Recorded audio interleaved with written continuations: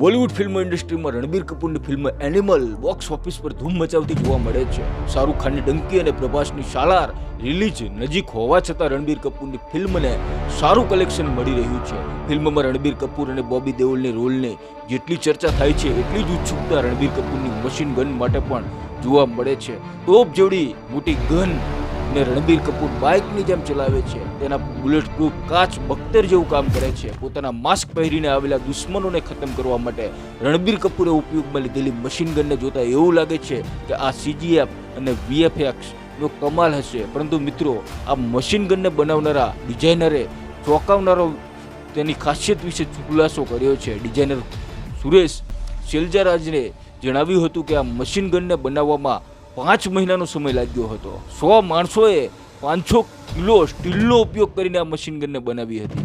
Film director Sandeep Reddy વાંગા મોટી machine gun બનાવવાનો idea લાવ્યા હતા. તેમને ખૂબ મોટી અને ભારે મશીન ગન જોઈતી હતી. ત્યાં કોપી કરી હોય અથવા કોઈએ જોઈ હોય તેવી મશીન ગન એમને બનાવવાની નહોતી. મશીન ગન ફાઇનલ થયા બાદ મિત્રો રણબીર કપૂરને બતાવવામાં આવી હતી. રણબીર કપૂરને પોતાની આંખો પર વિશ્વાસ આવ્યો ન હતો. મિત્રો, તેઓ સતત કહેતા હતા કે તમે લોકોએ શું વિસ્ટ બનાવી છે. સંદીપ રેડ્ડી વાંગા પણ ફાઇનલ મશીન ગનને પસંદ કરી ચૂક્યા હતા. ફિલ્મ રિલીઝ થઈ એ દિવસથી આ મશીન ગનને આ સીનને ખાસી ચર્ચા જગાવી છે. જે મિત્રો વિડીયોના અંત સુધી જોડાયેલા રહેજો. એવો સીન દેખાડીશું જેના ફિલ્મમાં દેખાડ્યો જ નથી. આ તોપ જેવડી મશીન ગન સાથે રણબીર કપૂર ઉતરે છે. આ સીન શૂટ એકદમ રિયલ રીતે કરવામાં આવ્યું હતું. આ મશીન ગનમાં બોનેટ સાથે ડ્રાઇવિંગ સીટ પણ લગાવવામાં આવી હતી જેને આસાનીથી ચલાવી શકાય. જ્યારે માસ્ક પહેરી અને ગુંડાઓ આવે છે તો રણબીર કપૂર આ મશીન ગનની ડ્રાઇવિંગ સીટ પર બેસીને ફાયર કરતા જોવા મળે છે.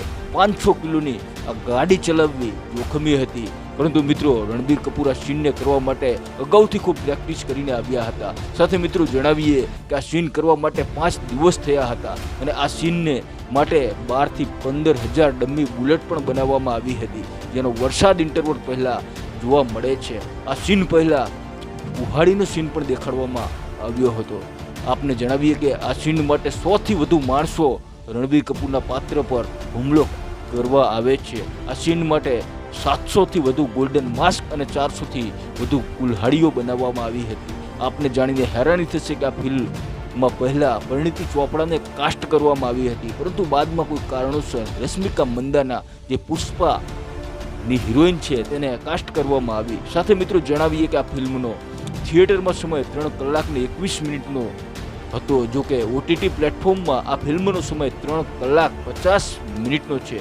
એનો મતલબ એ છે કે આ ફિલ્મમાં ઘણા બધા એવા સીન છે જે થિયેટરમાં પણ દેખાડવામાં નથી આવ્યા.